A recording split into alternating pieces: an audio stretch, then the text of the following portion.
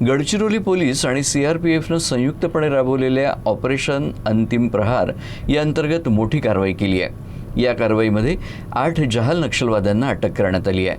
अटक करण्यात आलेल्या नक्षलवाद्यांमध्ये 7 फेब्रुवारी 2026 रोजी फोदेवाडा जंगल परिसरात झालेल्या चकमकीत एका C60 जवानाच्या हत्येत सहभागी आरोपींचाही समावेश आहे। या कारवाईत पोलिसांनी तब्बल 65,34,000 रुपयांची रोकड आणि मोठ्या प्रमाणात शस्त्रसाठा जप्त केला आहे।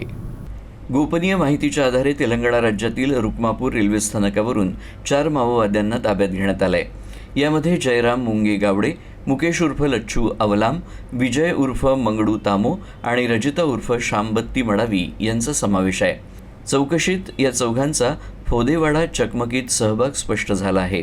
याच दरम्यान लाहोरी परिसरातील कुमनार इथं शोध मोहिमेच्या दरम्यान कंपनी क्रमांक 10चा प्रभारी DVCM राजू उर्फ मंगडू वेको आणि त्याची पत्नी जनी उर्फ नगी येमला यांना AK-47 रायफलसह अटक करण्यात आली।